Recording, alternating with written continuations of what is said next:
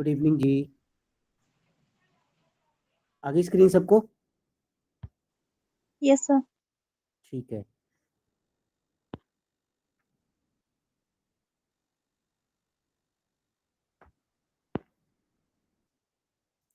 चलो फटाफट ब्रीफली इसको एक बार रिवाइज कर लेते हैं फटाफट जो कल हमने किया था।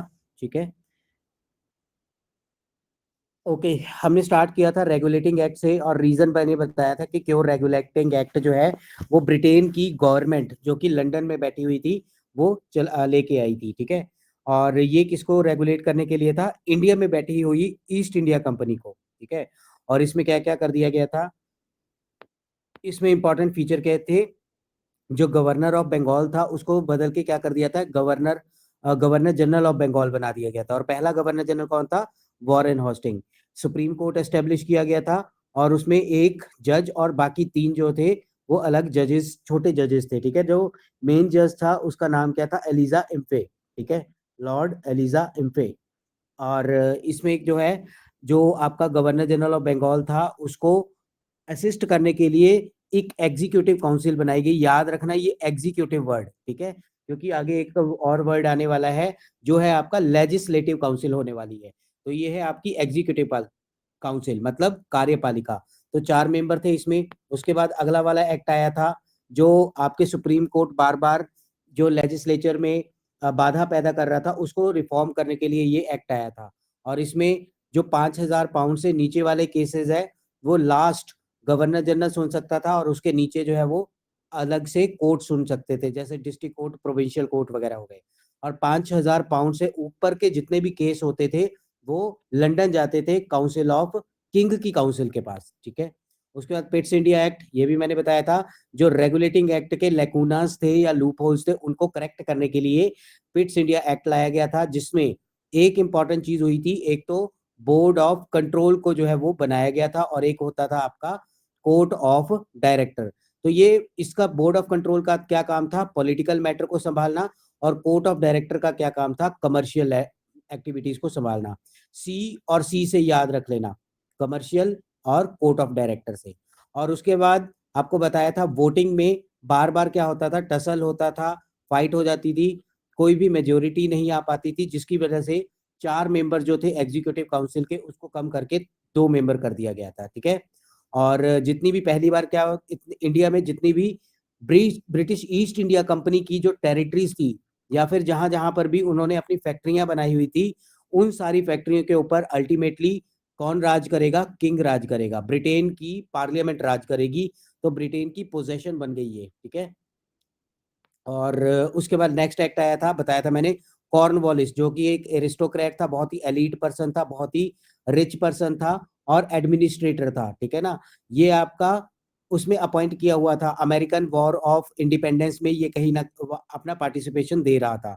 ठीक है। और वहां पे ब्रिटेन हार गई थी और जो आपका अमेरिका था वो आजाद हो चुका था उस टाइम पे। और उसके बाद ये कॉर्नवालिस को इंडिया के एडमिनिस्ट्रेशन को संभालने के लिए भेजा गया था। लेकिन कॉर्नवालिस ने क्या कहा था कि ना तो मेरे पास ओवरराइडिंग पावर है, मतलब जो आपकी एग्जीक्यूटिव काउंसिल है उसमें जो 3 मेंबर हैं वो कोई भी डिसीजन ले उसको ओवरराइड, उसको स्किप करके मैं अपना रूल, अपना ऑर्डर इम्पोज कर पाऊं, तो ऐसे मेरे को पावर दो, तब मैं इंडिया में जाऊंगा। तो उसी चीज को पावर देने के लिए ये वाला एक्ट आया था ब्रिटेन में, जिसमें गवर्नर जनरल को क्या दी गई थी? ओवर राइडिंग पावर दी गई थी। किसके ऊपर? काउंसिल। कौन सी काउंसिल? Executive council. जिसमें कितने मेंबर थे अभी? 3 मेंबर। पिछले वाले एक्ट में पिट्स इंडिया एक्ट में क्या कर दिया गया था? 4 से कम करके 3 कर दिए गए थे ना। तो नेक्स्ट वाला जो था इसमें क्या देखा था हमने कि जो आपकी ये हो गया था हमारा। नो सर, चार्टर हाँ, एक्ट नहीं हुआ था सर। हाँ ये करना था। अब यहाँ पे आ जाता है, याद रखना, चार्टर। चार्टर क्या होता है? कोई भी कंपनी जो होती है ना उसको रूल करने के लिए, रेगुलेट करने के लिए जो लॉज आते हैं ना उसको बोला जाता है चार्टर। लेकिन अगर किसी बहुत बड़ी कंट्री को या बड़े स्टेट को एडमिनिस्टर करना है या रूल करना है तो उसके लिए क्या आते हैं? एक्ट आते हैं। ठीक है ना। याद रखना चार्टर और एक्ट में क्या फर्क है। अभी क्या चल रही है हमें? या तो रेगुलेटिंग एक्ट चल रही है, रेगुलेट करना है कंपनी को, या तो चार्टर चल रही है। दोनों का मतलब सेम होता है, कंपनी के रिलेटेड। आगे आने वाले टाइम पे जब 1857 का रिवोल्ट हो जाएगा और ईस्ट इंडिया कंपनी को इंडिया में खत्म कर दिया जाएगा, और रूल किसका शुरू हो जाएगा, गवर्नमेंट का रूल, ब्रिटेन की गवर्नमेंट का रूल शुरू हो जाएगा। तो गवर्नमेंट अपने आप को रेगुलेट करने के लिए कौन सा लॉ, कौन सी चीजें लेके आती है, एक्ट लेके आती है। तो उसके बाद जो है आपके चार्टर खत्म हो जाएंगे और एक्ट आने शुरू हो जाएंगे। ठीक है जी। तो ये पहला हमारे पास चार्टर एक्ट है 1793 का, जिसमें ये बोला गया कि इंडिया में जो आप ईस्ट इंडिया कंपनी है वो अगले 20 साल तक ट्रेड कर सकती है। ठीक है ना, ये उसको एक्सटेंशन दे दी गई। और गवर्नर जनरल की जो ओवर राइडिंग पावर थी, जो पिछले वाले एक्ट में मिली थी किसको, कॉर्नवालिस को, उसको आगे सारे जितने भी गवर्नर जनरल आएंगे उसके लिए एक्सटेंड कर दिया गया। ठीक है। और उसके बाद जो है 1919 तक, 1919 में एक एक्ट आया था, वो भी करेंगे, गवर्नमेंट ऑफ इंडिया एक्ट कहते हैं इसको, या फिर मॉन्टेग चेम्सफोर्ड रिफॉर्म भी बोल देते हैं। तो इस एक्ट आने से पहले पहले जितने भी इंडिया में ईस्ट इंडिया कंपनी के एम्प्लॉयज थे या फिर ऑफिशियल्स थे, उन सब की सैलरी, रहना सहना, मिलिट्री का खर्चा, जो भी होता है, ट्रांसपोर्टेशन का खर्चा, सब कुछ किससे किया जाता था, इंडिया के रेवेन्यू से। मतलब जो इंडिया में टैक्स वगैरह कलेक्ट करती थी ईस्ट इंडिया कंपनी, वो वाले टैक्स से ही ईस्ट इंडिया कंपनी के नुमाइंदों को, इनके नौकरों को, इनके एम्प्लॉयज को क्या दिया जाता था, सैलरीज वगैरह दी जाती थी। इंग्लैंड के अलग से बजट पास नहीं होता था इंग्लैंड की पार्लियामेंट में, क्योंकि ये इंग्लैंड की कंपनी है। कायदे से तो इंग्लैंड की कंपनी को इंग्लैंड की गवर्नमेंट सैलरी दे सकती है। ठीक है, लेकिन ऐसा नहीं था। इंडिया के रेवेन्यू से, इंडिया का जो राजस्व इकट्ठा होता था उसी से सैलरी दी जाती थी। तो देखो यहाँ पे किस तरीके से चीजें चलती थी। और उसके बाद जो है इस एक्ट में कंपनी को, ईस्ट इंडिया कंपनी को, जो आपके चाइना से, मतलब इंडिया में क्या किया जाता था, ओपियम, ओपियम को क्या बोलते हैं हिंदी में, नशा होता है एक तरीके का। ठीक है, भांग नहीं, भांग तो नहीं बोलते इसको, गांजा शायद होता है इसको। ठीक है ना। तो ये इंडिया में उगाया जाता था और इसको कहाँ पे ट्रेड कर दिया जाता था, कहाँ पे भेज दिया जाता था, चाइना में। चाइना में ना ओपियम की वजह से ओपियम वॉर भी हो गई थी। क्यों? क्योंकि अंग्रेजों ने ओपियम की सप्लाई बंद कर दी थी। चाइना में सप्लाई बंद नहीं हुई थी एक्चुअली, गवर्नमेंट ने रेगुलेशन इतनी ज्यादा स्ट्रिक्ट कर दी थी कि ओपियम सप्लाई कर ही नहीं पाते थे चाइना में, जिसकी वजह से चाइना के लोग ओपियम से इतने ज्यादा एडिक्टेड हो चुके थे कि उन्होंने वॉर ही छेड़ दी वहां पे, कि ब्रिटिशर्स हमें क्या दो, ओपियम दो। तो ये परमिशन इस एक्ट में दी गई कि आप जो है वो इंडिया में ओपियम को उगाकर चाइना में ट्रेड कर सकते हो। ठीक है जी। और उसके बाद जो है कंट्री के बाहर भी जो ईस्ट इंडिया कंपनी के नुमाइंदे हैं वो कंट्री के बाहर भी क्या कर सकते हैं, इंडिया के बाहर भी क्या कर सकते हैं, ट्रेड वगैरह, मतलब व्यापार वगैरह कर सकते हैं। तो ये प्रोविजन इतना इंपॉर्टेंट नहीं है, लेकिन बाकी इंपॉर्टेंट आपने याद रखने हैं। ये है सबसे बड़ा इंपॉर्टेंट वाला एक्ट। इसके बाद एक और चार्टर एक्ट आएगा, वो भी सबसे इंपॉर्टेंट है, 1833 वाला। अभी देखेंगे हम 1813 वाला। इसमें क्या किया गया, कंपनी की मोनोपोली खत्म कर दी गई। मोनोपोली क्या होती है ये अभी मैं बताता हूं। सिर्फ और सिर्फ जो टी का ट्रेड होता था और जो चाइना के साथ ट्रेड होता था, जो चाय का व्यापार था, और जो ईस्ट इंडिया कंपनी चाइना के साथ अलग से व्यापार करती थी, सिर्फ इन्हीं चीजों के ऊपर मोनोपोली रह गई, बाकी सारी चीजों के ऊपर मोनोपोली। मोनोपोली का मतलब होता है एकाधिकार। अब इसको समझाता हूं अच्छे तरीके से। जैसे मेरी कोई कंपनी है और इंडियन गवर्नमेंट ने मेरी कंपनी को बोला कि आप अमेरिका में, अफ्रीका में जाके ट्रेड करो। हम आने वाले 20 सालों में कोई भी दूसरी कंपनी अफ्रीका में नहीं भेजेंगे। अफ्रीका में व्यापार करने का एकाधिकार सिर्फ और सिर्फ आपका होगा। तो ये वाला अधिकार ईस्ट इंडिया कंपनी को मिला हुआ था, जो कि आपकी 1500, आपकी 1505 1504 एडी में इंडिया में आ चुकी हुई थी। और उसके बाद से इंडिया में ये क्या कर रहे थे, आपका ट्रेड कर रहे थे, अलग अलग जगह पे फैक्ट्रियां चला रहे थे। तो पिछले 200-300 सालों से जो है सिर्फ और सिर्फ इंडिया में इंग्लैंड की ईस्ट इंडिया कंपनी ही ट्रेड कर रही थी। ऐसा तो नहीं होगा कि इंग्लैंड में और कोई कंपनियां एग्जिस्ट ही नहीं करती थी, बहुत सारियां थी, लेकिन ब्रिटेन की गवर्नमेंट ने उनको अलाउ नहीं किया हुआ था इंडिया में जाने के लिए। इसीलिए इंडिया में ब्रिटेन, ईस्ट इंडिया कंपनी की क्या थी, मोनोपोली। लेकिन चार्टर एक्ट 1813 में इस मोनोपोली को खत्म कर दिया गया और बाकी जितनी भी कंपनीज थी उनको भी अलाउ किया गया कि अब आप भी इंडिया में जा सकते हो और इंडिया में अलग अलग तरीके से व्यापार कर सकते हो। लेकिन ईस्ट इंडिया कंपनी ने बोला कि नहीं, आप ऐसा, गवर्नमेंट को मतलब उन्होंने चिट्ठी भेजी, वो उन्होंने बोला ईस्ट इंडिया कंपनी कि ठीक है, आप बाकी कंपनियों को भी इंडिया में आ रहे हैं, लेकिन एक चीज, दो चीजों के ऊपर हमें एकाधिकार रहने दो। इन चीजों के ऊपर बाकी कंपनियां ट्रेड नहीं कर सकती। तो वो कौन कौन सी चीज थी, चाय का व्यापार और आपका चाइना का व्यापार। डॉक्टर लोग हमें कहते हैं ना कि चाय पीना कम कर दो, मसाले खाना कम कर दो। हमारे देश को चाय और मसालों ने ही 200 साल तक गुलाम रखा था, देख लो। मजाक कर रहा हूँ, ठीक है, लेकिन एक मेजर फैक्टर भी था ये। यहाँ तक सबको क्लियर हुआ है? हाँ जी, क्लास में है भी है कोई? Yes sir. सर मेरा नेटवर्क चला गया था सर, एक बार रिवाइज कर देंगे कि बाकी कंपनीज को भी जो था वो उन्होंने ओके दे ओके, दी थी कर दो। परमिशन। हाँ जी सर, वहां हाँ से हाँ, ही करना है। कोई नहीं करता हूँ।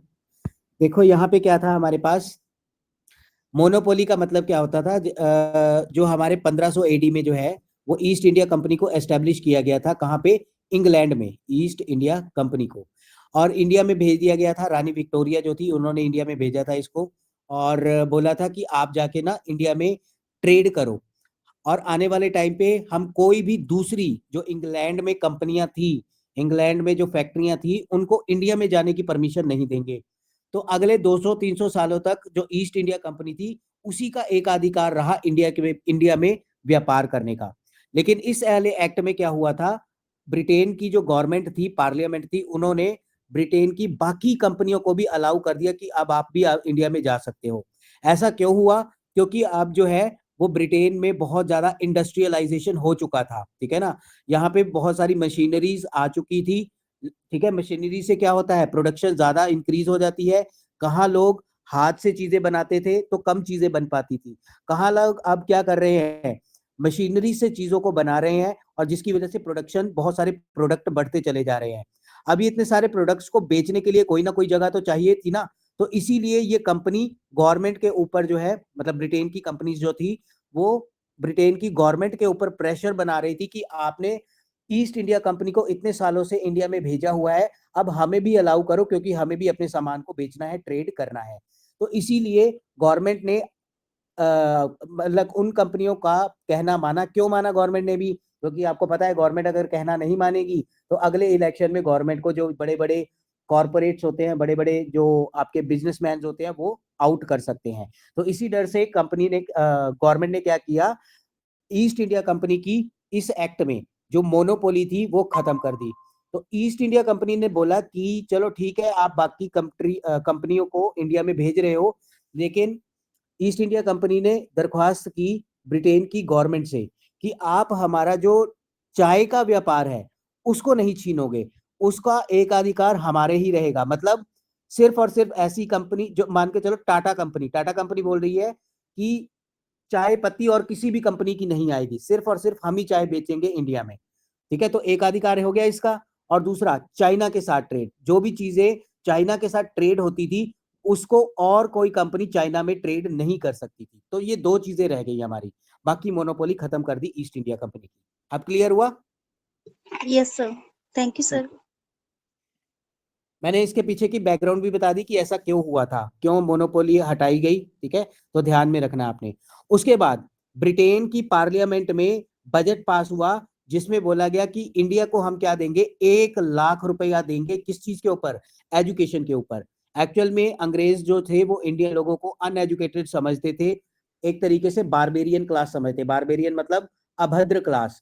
और ये जो ब्रिटिशर्स होते थे ये बहुत ही डिसिप्लिन, बहुत ही वेल एजुकेटेड, मतलब जिसे बोलते हैं ना जेंटलमैन टाइप के, वो होते थे। और इनको अपनी कंपनियों को चलाने के लिए ऐसे ही जेंटलमैन चाहिए थे, जिसकी वजह से अब इंडिया में ये क्या चाहते थे कि इंडिया में हम वेस्टर्न एजुकेशन को लाएं, ताकि लोग जो है यहाँ पे पूजा पाठ में जो इतना व्यस्त रहते हैं, इतना ज्यादा आडंबर है, इतना ज्यादा ढोंग चला हुआ है, इतने ज्यादा रिचुअल्स, रूढ़िवादी लोग रहते हैं, उनको साइंटिफिक एजुकेशन देंगे, जिसकी वजह से उनका ब्रेन जो है थोड़ा सा डेवलप होगा, और वो हमारे तरीके से सोचेंगे, हमारे तरीके से काम करेंगे। और हम ईस्ट इंडिया कंपनी को ब्रिटेन से एम्प्लॉयज मंगवाने की जरूरत नहीं पड़ेगी। हम इंडिया में ही इंडिया के लोगों को ट्रेंड करेंगे और अपनी कंपनी को चलाने के लिए एक तरीके से एम्प्लॉयज को क्रिएट करेंगे। ऐसा कब होगा? जब इंडिया को अंग्रेजों के तरीके की एजुकेशन हम देंगे। तो इसी को बोलते हैं हम वेस्टर्न एजुकेशन। आज के टाइम पे जो हम ये पढ़ रहे हैं ना, इस तरीके की चीजें, ये हमारे एंशियंट कल्चर का कोई वो नहीं है, फीचर नहीं है। ये जो हम कर रहे हैं ये वेस्टर्न एजुकेशन है।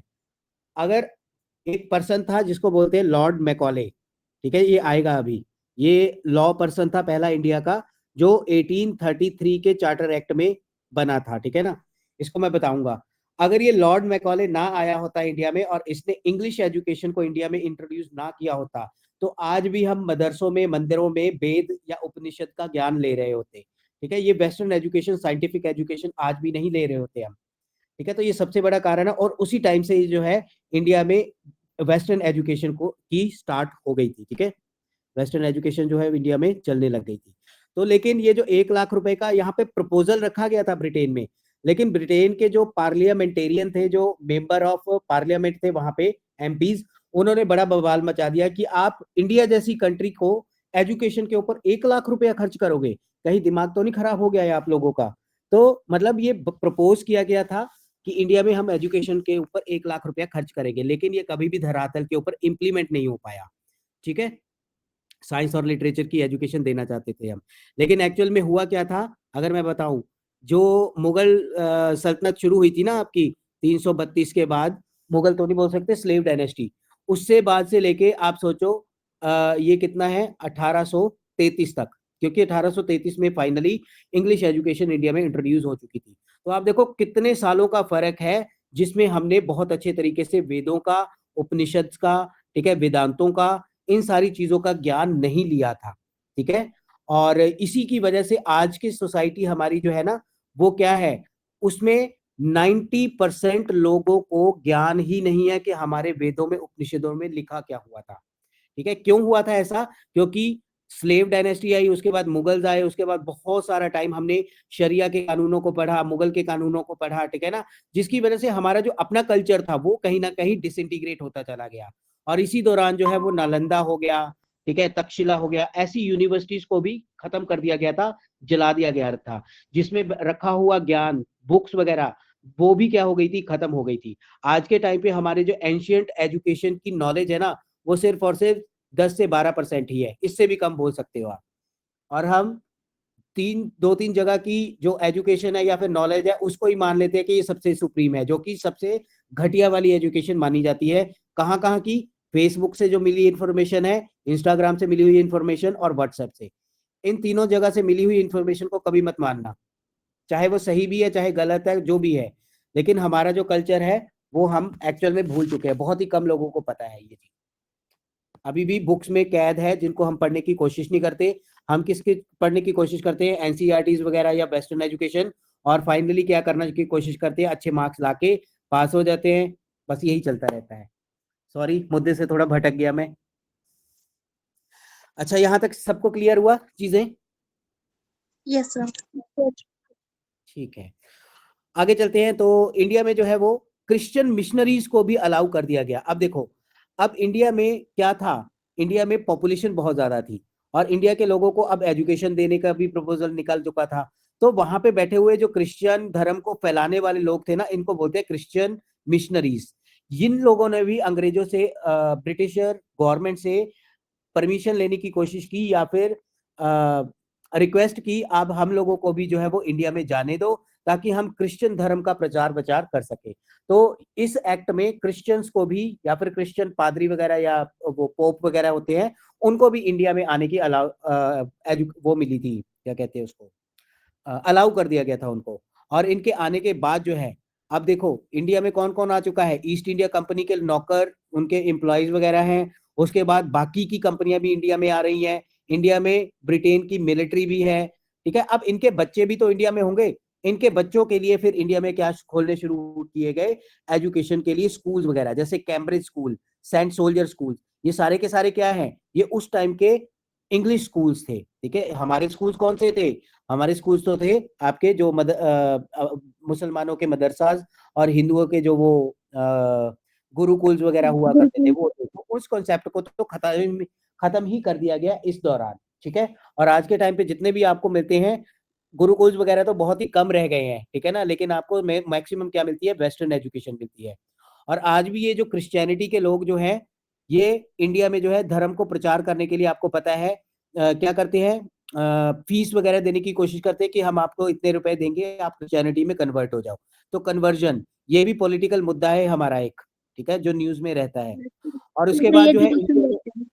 हाँ जी। तो अगर कोई अगर कोई कन्वर्जन करता है तो सर उनके बच्चों को फ्री एजुकेशन दी जाती है सर। हाँ, ये बताते हैं, वो प्रोविजन है उनके कि हम आपके बच्चों को, एक्चुअली मेरे फादर साहब का एक्सीडेंट हुआ था, तो मैं, आपने सीएमसी नाम सुना होगा, Christian medical yes sir. College, ये है लुधियाना में। तो वहां पे लुधियाना में। उनका इलाज चला, उन्होंने हमें प्रपोजल दिया कि आप, मतलब ये उनकी वर्डिंग है, सॉरी टू से रिकॉर्डिंग चल रही है, लेकिन ये मैं नहीं बोल रहा हूँ, उनकी वो है वर्डिंग। उन्होंने हमें बोला था कि आप मरे हुए भगवानों को क्या मानते हो, आप क्रिश्चियन भगवान को मानो, जीसस को मानो, आपका सारा इलाज जो है वो हम फ्री करेंगे। तो उनकी 6 सर्जरी हुई थी उस टाइम पे, 16 लाख रुपए लगे थे उस टाइम पे। तो वो सारे के सारे उन्होंने बोला था माफ कर देंगे हम, आप कन्वर्ट हो जाओ। तो इस तरीके से चीजें चलती है आज भी। ठीक है, चलो, we are not going on that events and discussion. तो यहाँ तक सबको क्लियर हुआ। Yes sir. Yes sir. और इन लोगों ने जो है वो इंडिया में जो अलग अलग चर्चेस वगैरह भी खोलने की कोशिश की, और खुले भी। आपने देखा होगा सबसे ज्यादा हिमाचल में चर्च कहाँ पे पाए जाते हैं? सर शिमला में। शिमला में भी हो गया, या फिर आप सोच सकते हो धर्मशाला वाली साइड पे, चंबा वाली सर साइड पे। धर्मशाला में, धर्मशाला में भी है। हाँ, तो बहुत सारे हैं वहां पे, ठीक है ना। तो इस तरीके से आपके एचपीजी के में ये कवर करवाया जाएगा, तो उसमें देख लेना आपको, आप इस चीज को। तो ये हो गया हमारे पास चार्टर एक्ट। अगला ये भी बहुत इंपॉर्टेंट है, चार्टर एक्ट 1833 का। इसमें क्या हो रहा था, इंडस्ट्रियल रेवोल्यूशन, मैंने आपको बता दिया पूरी की पूरी कहानी कि किस तरीके से इंडस्ट्रियल रेवोल्यूशन की वजह से बहुत ही ज्यादा प्रोडक्शन हो रही थी चीजों में, उसको बेचना था। बेचने के लिए क्या है इंडिया, आज के टाइम पे आपको पता है, टेस्ला हो गई, amazon हो गई, एप्पल हो गई, बड़ी बड़ी कंपनियां जो चाइना में अपना बेस बना के रखा हुआ था, जिन्होंने पिछले कई सालों से, अब कोविड के बाद बड़ा शोर चला था कि चाइना से हम लोग नहीं रहेंगे, हम कहाँ जाएंगे, इंडिया में जाएंगे। सुनी होगी आप लोगों ने न्यूज, सुना है ना, कि चाइना से जो बड़ी बड़ी कंपनियां हैं वो वहां से निकल के कोविड के बाद इंडिया में आना चाहती थी। और इन कंपनियों ने उस इवेंट को यूज किया कि देखो चाइना ने जो है वो कोरोना फैलाया है, इसलिए हम चाइना में नहीं रहेंगे। ये बिल्कुल भी सही मुद्दा नहीं है, मतलब बिल्कुल सही रीजन नहीं है। इसके पीछे बहुत बड़ा रीजन है, पॉपुलेशन। इंडिया में सबसे बड़ी पॉपुलेशन जो है, अब आज के टाइम पे पूरे वर्ल्ड में इंडिया में है। और दूसरी सबसे बड़ी चीज, इंडिया में जो यंग पॉपुलेशन है वो सबसे ज्यादा है, 55% जो है वो यंग पॉपुलेशन है। जिसकी वजह से अब इन कंपनियों को जो है वो, चाइना में जब थे, तो चाइना एक कॉन्सेप्ट आता है जिसको बोलते हैं demographic demographic dividend. Demographic dividend क्या होता है, यंग पॉपुलेशन जो कि आपको, आपकी बाकी वाली पॉपुलेशन का पालन पोषण करती है। यंग पॉपुलेशन कौन सी, 15 से लेके जो आपकी 59 एज तक की जो पॉपुलेशन होती है, वही का पैसा कमाती है। इससे पीछे वाले को फ्री में बैठ के फीड करवाया जाता है, मतलब खाना खिलाया जाता है, और इसके आगे वाली पॉपुलेशन को भी, मतलब ओल्ड एज को और बच्चों को जो है, ये लोग जो है वो खाना खिलाते हैं, मतलब कहने का मतलब है पैसा कमा के देते हैं। लेकिन ये जो पॉपुलेशन थी, ये चाइना में 2020 तक बहुत ज्यादा थी, मतलब 50% से ज्यादा वहां पे युवा थे। लेकिन उसके बाद क्या हुआ वहां पे, वो युवा जो थे वो बूढ़े होने लग गए। और उसके बाद ये जो बड़ी बड़ी कंपनियां होती है ना, इनको सोशल सिक्योरिटी देनी पड़ती है, मतलब पेंशन वगैरह, ईपीएफओ वगैरह, ये सारी चीजें देनी पड़ती है। अब प्रोडक्टिविटी उतनी नहीं रहेगी, क्योंकि बूढ़े बंदे उतने काम नहीं कर पाएंगे, पेंशन अलग से देनी पड़ेगी, सोशल सिक्योरिटी अलग से देनी पड़ेगी। तो इन्होंने कोविड को मुद्दा बनाया और इंडिया में कहा कि आज चल, इंडिया बहुत अच्छी कंट्री है, हम इंडिया में चलेंगे, चाइना वाले गंदे हैं, चाइना वाले क्या करते हैं, वायरस फैलाते हैं। देखो किस तरीके से स्मार्टली इन्होंने यूज किया इस स्टांस को। और इंडिया में जो है वो डिविडेंट जो है आपका डेमोग्राफिक डिविडेंट, ये 2055 तक चलेगा। हमारी पॉपुलेशन अभी बहुत यंग है, तो इसी यंग पॉपुलेशन की प्रोडक्टिविटी को बढ़ाने के लिए हमारी सरकार क्या लेके आई है, स्किल इंडिया मिशन, सुना होगा इसके बारे में, ठीक है ना। Yes sir. हाँ, तो इंडिया को जो पॉपुलेशन है वो थ्योरेटिकल चीजों में बड़ी एक्सपर्ट है, लेकिन प्रैक्टिकलिटी में, प्रैक्टिकल चीजें अगर फील्ड में उतर के जॉब करने की बारी आती है, तो इतने ज्यादा एक्सपर्ट नहीं है, इसीलिए जॉब वगैरह की भी कमी है हमारे इंडिया में। और ये जो ना अनएम्प्लॉयड लोग हैं, अब जब ये बड़ी बड़ी कंपनियां इंडिया में आएंगी, तो अनएम्प्लॉयड लोग बहुत ही कम सैलरियों के ऊपर काम करने के लिए तैयार हो जाएंगे। तो कंपनी को क्या मिला फायदा, अब बड़ी बड़ी कंपनी को क्या फायदा प्रॉफिट। मिला, बड़े चीप लेबर मिल गए। और मान के चलो एप्पल कंपनी इंडिया में आई, और उनको बड़े सस्ते दाम पे जो है वो एम्प्लॉयज मिल गए।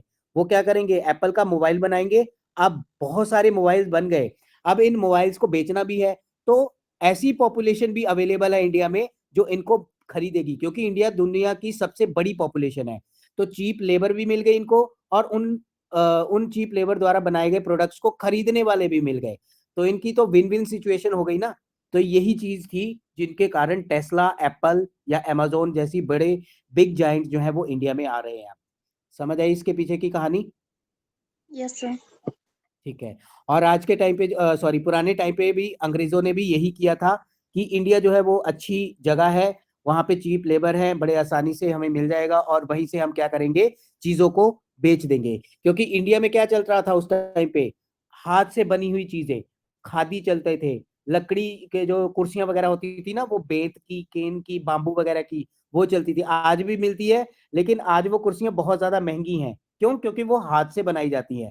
ऐसे ही अगर हम प्लास्टिक की कुर्सी देखें तो वो मशीनों से बनी हुई है, वो हमें 500-600 रुपए की मिल जाती है। लेकिन वो जो बेंत या केन से बनी हुई कुर्सियां होती हैं, वो हमें बहुत महंगी मिलती है, 1500 या 2000 रुपए की मिलती है।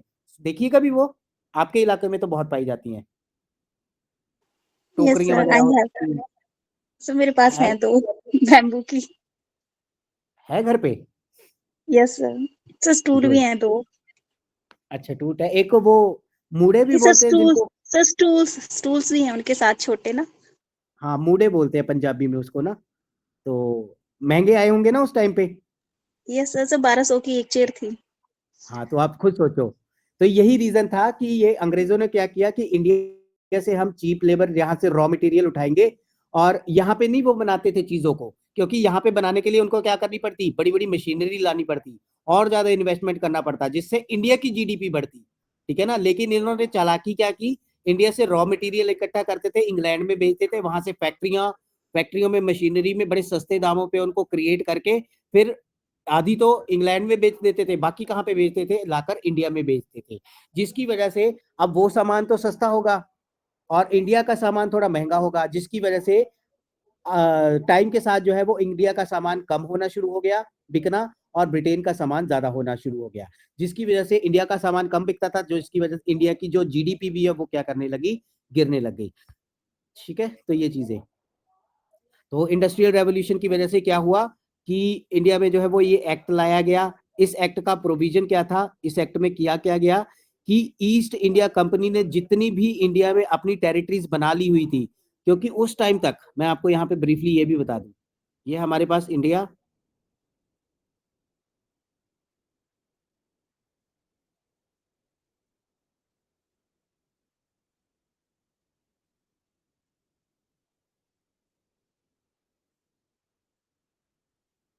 ठीक है। इंडिया में हमें पता है सबसे पहले उन्होंने, अंग्रेजों ने क्या किया, कार्नेटिक वाले एरिया में जो है वो फ्रांस लोगों को हराया।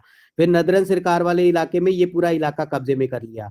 उसके बाद नीचे वाले मैसूर वाला इलाका जो है, ये वाला कब्जे में कर लिया, मैसूर में हैदर अली और टीपू सुल्तान को हराने के बाद। और उसके बाद जो है वो मराठा किंगडम को भी अपने कब्जे में कर लिया। तो और बंगाल तो ऑलरेडी कब्जे में था ही इनके, बैटल ऑफ पलासी और बैटल ऑफ बक्सर। तो देखो, यहाँ से कोस्टल, ये पूरा का पूरा समंदर है आपका यहाँ पे, और इधर भी समंदर है।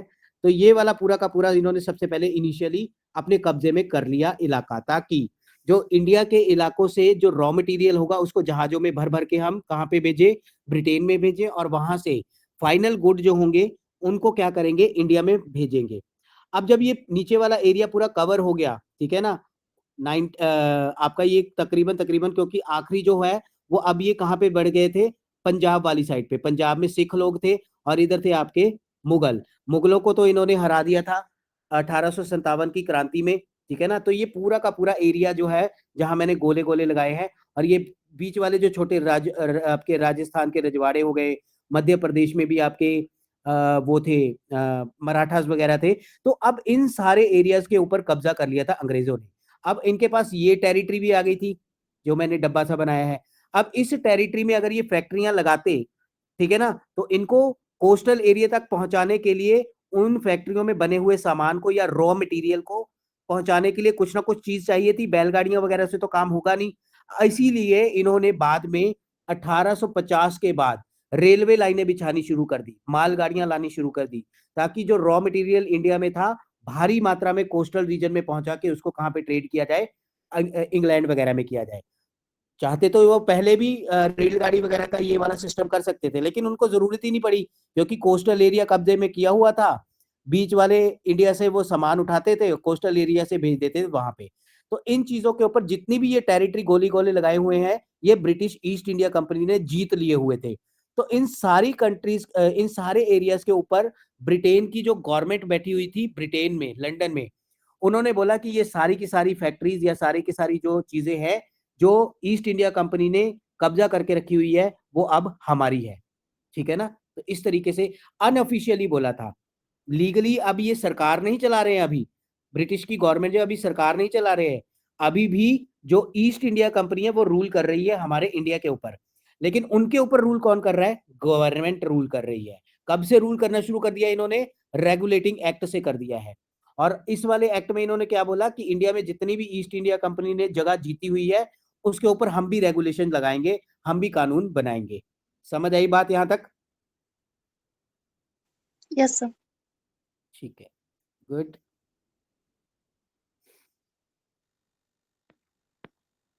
तो इसके फीचर्स देख लो क्या क्या थे 1857। और एक चीज याद रखनी है, ये जो चार्टर एक्ट है ना आपके, ये हर 20 साल के लिए इंक्रीज कर दिए जाते थे। जैसे सबसे पहले यहाँ पे था आपका, सबसे पहले आया था 1773 में रेगुलेटिंग एक्ट, उसमें 20 साल की परमिशन दी गई। फिर अगला वाला चार्टर एक्ट ये आया, क्योंकि बीच वाले जो है वो या तो सुप्रीम कोर्ट को सुधारने के लिए थे, या फिर पिट्स इंडिया एक्ट जो रेगुलेटिंग एक्ट के लेकुनस थे, लूप होल्स थे, उनको करेक्ट करने के लिए था।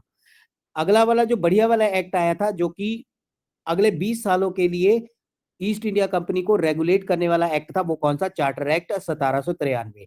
अब इससे 20 साल बाद कौन सा आएगा? 13 वाला। उससे 20 साल बाद कौन सा आएगा? 33 वाला। और उससे अगले 20 साल बाद कौन सा आएगा आपका? 80 1853 वाला। और 1853 के बाद कौन सा आना था आपका? 1873 में। लेकिन उसके पहले ही जो है वो 1857 में क्या हो गई आपकी? विद्रोह हो गया था, जिसकी वजह से अंग्रेजी सरकार ने, जो कि 1773 से जो रेगुलेट कर रही थी ईस्ट इंडिया कंपनी को, अंग्रेजी सरकार ने क्या कहा कि आज से जो है वो ईस्ट इंडिया कंपनी को इंडिया से हम क्या करेंगे? उखाड़ फेंकेंगे, खत्म कर देंगे, और डायरेक्टली ईस्ट इंडिया कंपनी के स्थान पे हम रूल करेंगे इंडिया में। इसी की वजह से 1857 के बाद 1858 के बीच में जो इंडिया में रूल कर रहा था ना, अब वो गवर्नर जनरल ऑफ इंडिया नहीं रहा, वो कौन बन गया था? वाइस राय बन गया था, क्योंकि पोजीशन भी चेंज कर दी गई थी। अब ये वाइस राय क्यों बनाया गया था, ये जब हम वो वाला एक्ट करेंगे तो बताऊंगा कि वाइस राय वर्ड आया कहां से था। ठीक है?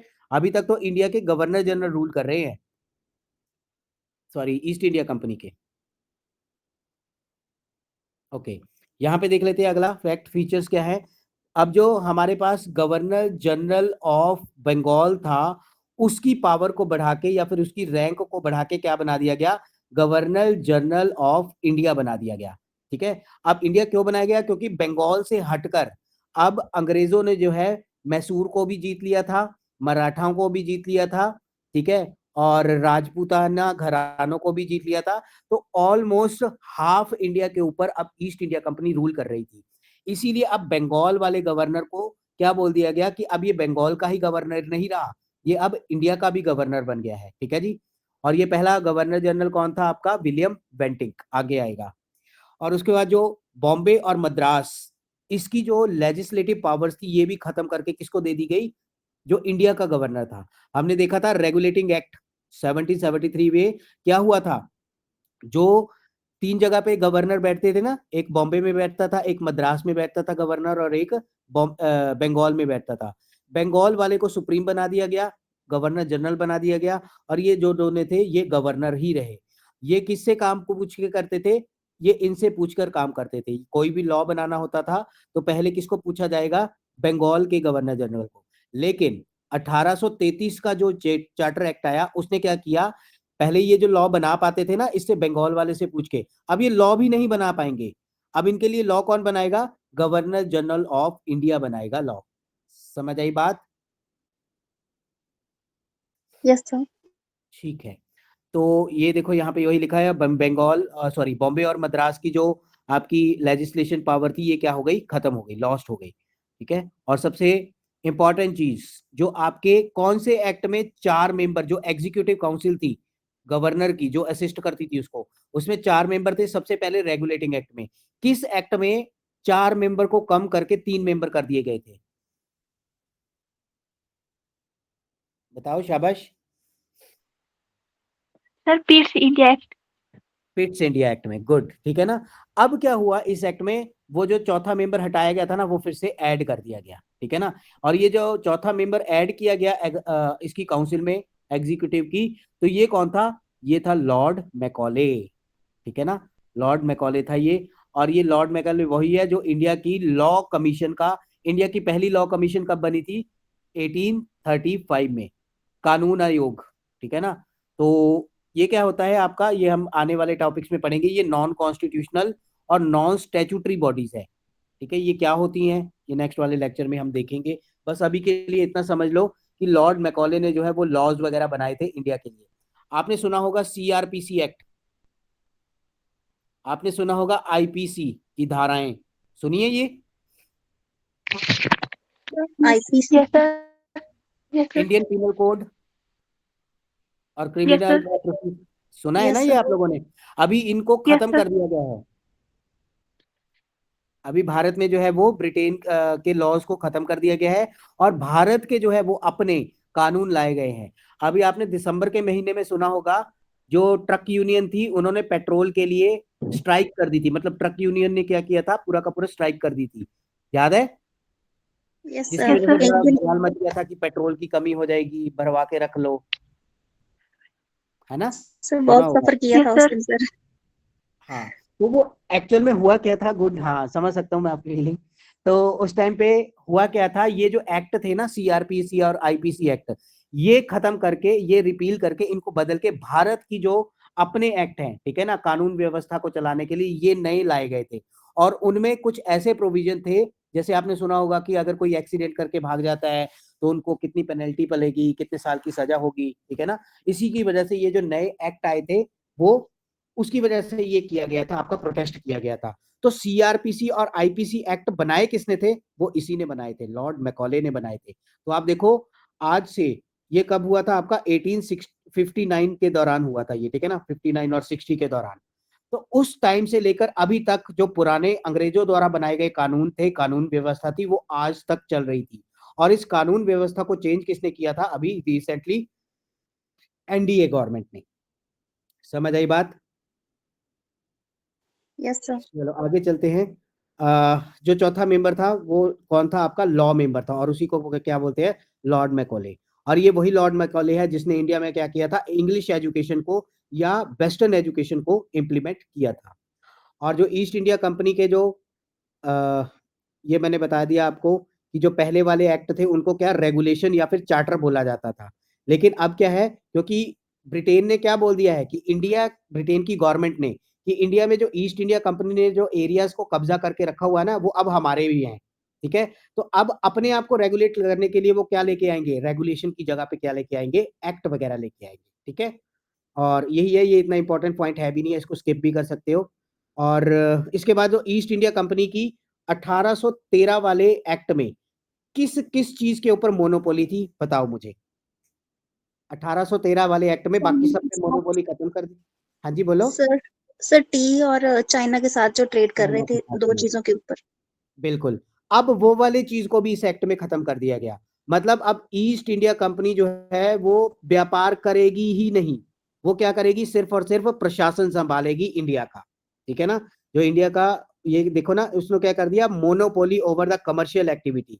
जो ईस्ट इंडिया कंपनी की चाय के ऊपर, चाइना के साथ ट्रेड के ऊपर ये मोनोपोली रह गई थी ना, इसको भी खत्म कर दिया। और क्या बना दिया गया उसको, एक तरीके से प्रशासनिक बॉडी। मतलब दिनचर्या के काम कैसे होंगे, पेपर कैसे निकलेगा, कानून व्यवस्था कैसे होगी। आप खुद सोचो कि एक कंपनी जो कि अपना सामान बेचती है, अब वो क्या कर रही है इंडिया में, कि कानून बना रही है, इंडिया के लोगों को कैसे रेगुलेट करना है वो काम कर रही है। तो धीरे धीरे इस तरीके से इंडिया में ईस्ट इंडिया कंपनी ने अपना एडमिनिस्ट्रेटिव या फिर पॉलिटिकल एस्पेक्ट का विस्तार किया था।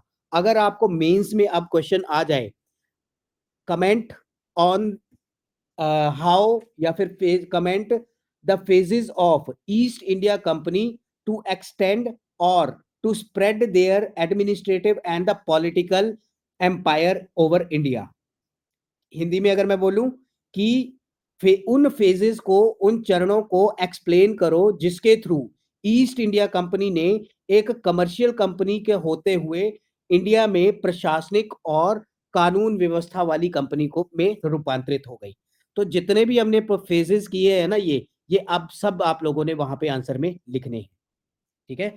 इस तरीके से मेंस की आंसर राइटिंग भी हम धीरे धीरे शुरू करेंगे। समझ आ रही है बात? जब बेसिक चीज आपको पता होती है ना दिमाग में, तो ऑटोमेटिकली आंसर लिखने में कोई दिक्कत नहीं होने वाली होती, ठीक है। चलो नेक्स्ट देख लेते हैं। तो ये फैक्ट है, पहला गवर्नर जनरल ऑफ इंडिया कौन था? William Bentinck. Lord TB Macaulay, Lord Macaulay भी बोलते हैं इसको। और आपको पता है, एक होता है लॉर्ड होता है, एक होता है सर की उपाधि दी जाती है, एक नाइट की उपाधि दी जाती है, सुनिए ये उपाधियां। और एक होता है आपका किंग, यस सर। ठीक है। तो ये उपाधियां बनी कैसी, इसकी भी मैं कहानी बताऊंगा, लेकिन आज नहीं, आज टाइम हमारा हो चुका है। इसको फिर कभी कल या परसों जो भी होगा वो बता दूंगा। नाइटहुड की उपाधि दी थी आपके गांधी जी को भी दी थी, आपके रविंद्र बोल रहा हूँ, रविंद्रनाथ टैगोर जी को। रविंद्रनाथ टैगोर को भी दी थी, ठीक है, नाइटहुड की उपाधि। तो इस तरीके से उन्होंने नाइटहुड की उपाधियों को भी छोड़ा था। सर को भी, सर की उपाधि भी दी थी। आपकी लॉर्ड की उपाधि, जैसे आपका लॉर्ड मैकॉले हो गया, ठीक है। इन उपाधियों को देने का मतलब क्या था, क्या पीछे था इनकी कहानी, वो भी बताऊंगा, लेकिन बाद में। तो वही था, हाँ। और इस एक्ट में क्या बोला गया कि इंडिया में हम क्या करेंगे, जो सिविल सर्विसेज है, जो आपका आईएएस का एग्जाम होता है, ठीक है ना, पहले ये आईएएस का नहीं था, ये इसका नाम होता था आईसीएस, इंडियन सिविल सर्विसेज, ठीक है। ये आप हिस्ट्री में पढ़ोगे, इंडियन सिविल सर्विसेज का फादर किसे बोला जाता है इंडिया में?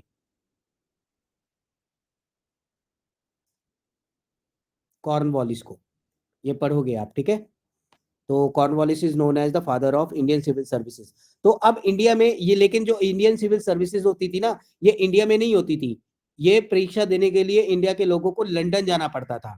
और अब इस एक्ट में 1833 वाले एक्ट में क्या बोला गया कि इंडिया में भी जो है हम क्या करेंगे, एक कमीशन को बिठाएंगे और इंडिया में एग्जाम को कंडक्ट करवाएंगे। लेकिन ये भी धरातल पर नहीं उतर पाया, क्योंकि अंग्रेज लोग आपको पता ही है पसंद नहीं करते थे इस तरीके से कि कोई ऑफिसर रैंक का इंडिया का बंदा हो, ठीक है ना। तो लेकिन इस चीज को अगर नहीं इंप्लीमेंट करने दिया गया, तो ब्रिटेन की गवर्नमेंट ने एक चीज तो इंप्लीमेंट कर ही दी कि जो ईस्ट इंडिया कंपनी में इंडिया और ब्रिटेन के लोग हैं ना, उनके साथ डिस्क्रिमिनेशन नहीं की जाएगी ऑफिसर रैंक के अंदर। लेकिन आपको पता ही है ये सिर्फ बोल वचन ही था, ऐसा तो हो नहीं पाया था इंपॉर्टेंट, ठीक है ना। उसके बाद जो है इसी एक्ट के अंडर जो है वो स्लेवरी को, गुलामी को जो है वो बंद कर दिया गया था।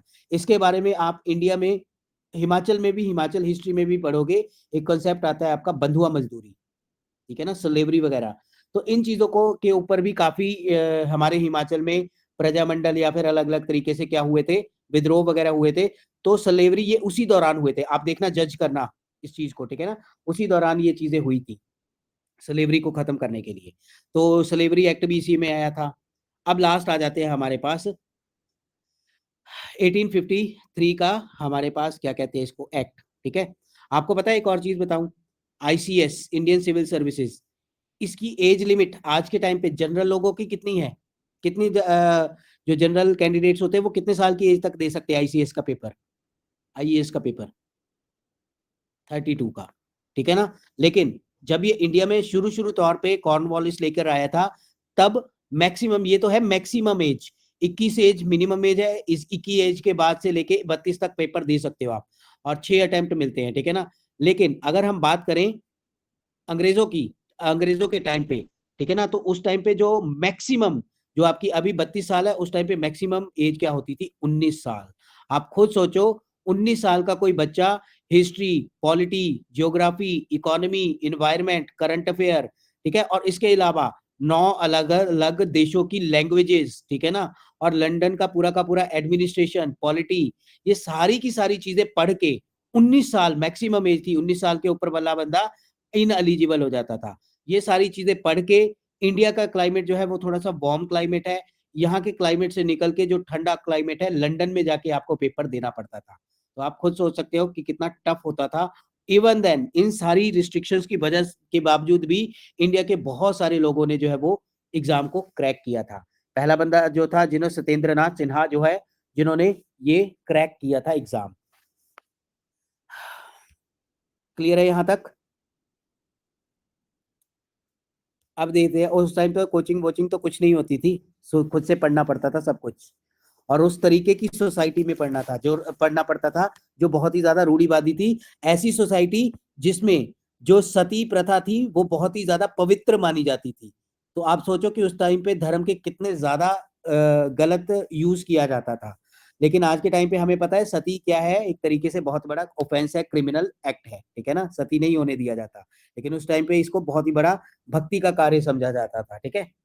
ओके, तो इस वाले एक्ट में क्या किया गया, इस वाले एक्ट में जो गवर्नर की जो, हाँ, जो गवर्नर आपका बंगाल का था ना, उसको पहले क्या बना दिया गया था, गवर्नर जनरल ऑफ बंगाल, ठीक है, जो पहले गवर्नर होता था अकेला, अब इसको क्या बना दिया गया था, रेगुलेटिंग एक्ट में गवर्नर जनरल ऑफ बंगाल। और उसके बाद कौन से एक्ट में इसको बनाया गया था, गवर्नर जनरल ऑफ इंडिया, बताओ जल्दी,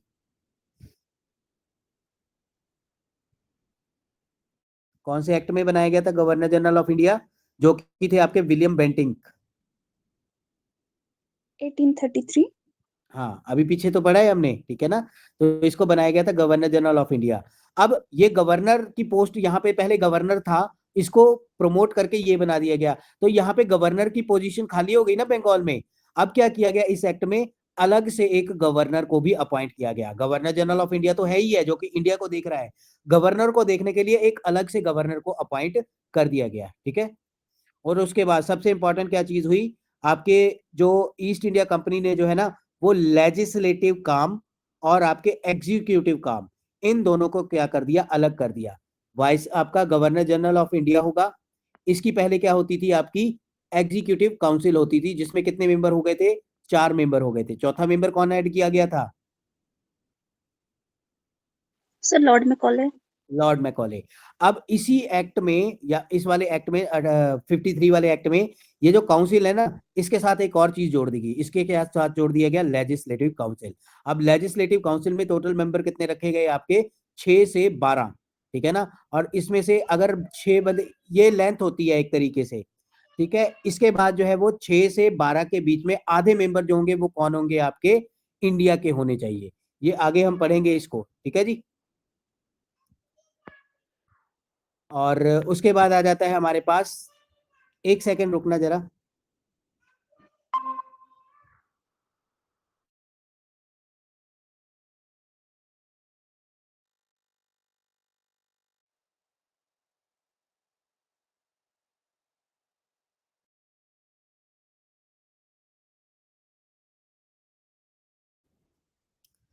सॉरी फॉर इंटरप्शन। तो यहाँ पे क्या था हमारे पास, हाँ, तो ईस्ट इंडिया कंपनी ने क्या किया यहाँ पे, जो आपके एडिशनल मेंबर थे ना, जो आपके कोर्ट ऑफ डायरेक्टर, बताओ मुझे ये कोर्ट ऑफ डायरेक्टर ये कौन से एक्ट में बने थे, और आपने ये भी बताना है बोर्ड ऑफ कंट्रोल कौन से एक्ट में बना था। Sir board of control Pitt's India act भी। कौन से पिट्स एक्ट में, नो, कोर्ट ऑफ डायरेक्टर तो पहले ही थे, और ये बना था बोर्ड ऑफ कंट्रोल पिट्स एक्ट में, ठीक है ना। इसमें कमर्शियल मतलब वो काम वाले काम तो करते ही थे ना, रिक्रूटमेंट वगैरह, ये पहले बंदे थे 24, ठीक है ना। उसके बाद बोर्ड ऑफ डायरेक्टर बनाया गया था, जो कि आपका पॉलिटिकल मुद्दों को देखता था। मैं अभी आपको दिखा देता हूं अगर कंफ्यूज हो आप, ये देखो, न्यूली न्यूली बॉडी कंस्ट्रक्ट की गई थी बोर्ड ऑफ कंट्रोल, जो आपका वो था, क्या नाम है, कोर्ट ऑफ डायरेक्टर, वो आपके रेगुलेटिंग एक्ट में ऑलरेडी था, ठीक है ना। यहाँ पे होगा आपका,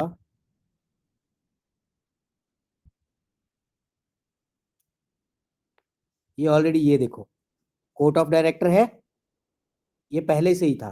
तो जो आपका बोर्ड ऑफ कंट्रोल था वो नई बॉडी बनाई गई थी।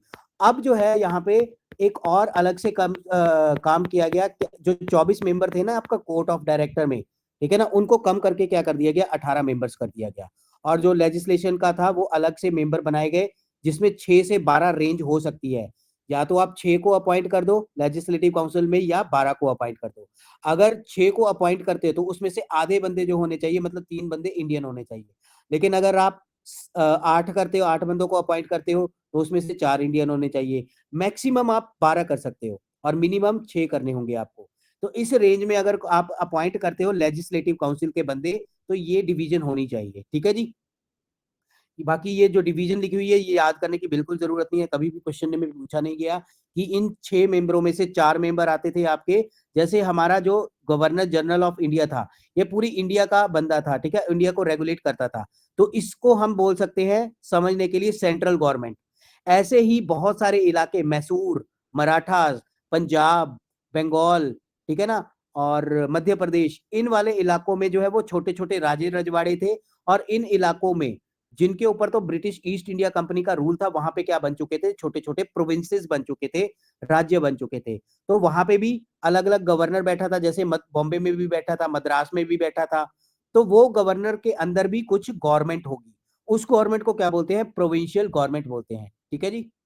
आई थिंक आपकी नेक्स्ट लेक्चर की क्लास वो आ गया है, कोई नहीं, मैं छोड़ रहा हूं अभी आपको। तो प्रोविंशियल गवर्नमेंट्स की जो वहां पे गवर्नमेंट होते थे, वहां से 4 बंदे लाए जाएंगे। 2 मेंबर जो होंगे वो ब्रिटिश अपॉइंट करेंगे लंदन से, ठीक है ना, ब्रिटिश पार्लियामेंट लंदन से अपॉइंट करेगी। एक होगा आपका चीफ जस्टिस, जो कि कलकत्ता में खुला हुआ था। कब खुला था सुप्रीम कोर्ट कलकत्ता में? सर 1774।